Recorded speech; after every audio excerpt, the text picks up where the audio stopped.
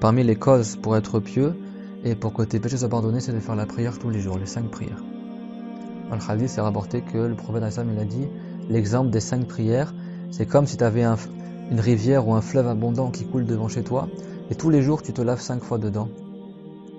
Tous les jours tu te laves 5 fois de tes péchés. La prière, c'est comme de l'eau dans laquelle tu te laverais 5 fois par jour. Donc il va rien rester comme saleté. Et donc même si quelqu'un il fait des péchés, mais il fait quand même la prière, parce que des gens ils disent « Ah mais il fait des péchés, ça te sert à quoi de faire la prière alors que tu bois de l'alcool ?» Et ben le prophète, qu'est-ce qu'il a dit? « Satanhahu salatuhu » Satanhahu salatuhu. Ça veut dire sa prière, elle va le faire arrêter ses péchés. Même si quelqu'un il fait des grands péchés, des choses graves qui sont pas bien, mais il reste musulman, le fait qu'il persévère à faire les 5 prières, tôt ou tard il deviendra pieux. Sa prière, ça va l'aider petit à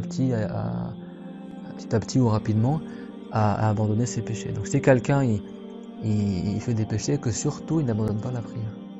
Que surtout n'abandonne pas la prière. Le prophète Hassan il a dit Man taraka as-salata faqad kafara jiharan. Le prophète Hassan il a dit Man taraka as-salata faqad kafara jiharan. C'est-à-dire celui qui délaisse la prière, c'est comme s'il avait fait une mécréance mais évidente. Ça veut dire que c'est un péché tellement grave que ça ressemble à la mécréance. C'est comme s'il l'avait fait à haute voix de la mécréance. Comme s'il l'avait fait en public devant tout le monde de la mécréance. C'est-à-dire que c'est un péché très très grave. Et la prière, elle empêche la personne de faire des choses qui sont graves.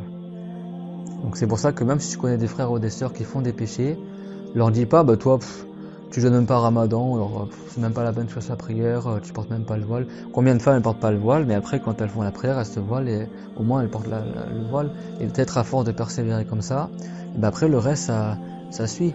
Faut pas comme ça négliger les actes de bien et dire oui, parce qu'il y a des gens qui croient que si tu fais des péchés, c'est plus la peine de faire autre chose. Bah non. Si quelqu'un il fait des péchés mais il fait des obligations, c'est mieux que celui qui fait que des péchés. Et petit à petit, à force de persévérer, c'est peut-être qu'à la fin, il fasse que des bonnes actions et puis il arrête tous les péchés. Donc ça c'est un conseil que je vous donne, ne délaissez jamais les 5 prières. Et mieux encore, essayez de faire des prières en plus que les 5 prières. Comme ça te protège les 5 prières. Et il y a beaucoup de récompenses. La meilleure sunna que tu puisses faire, c'est la prière sunna. Il n'y a pas une sunna plus récompensée que la prière. Sunna. Les choses pas obligatoires, mais que c'est bien que tu fasses.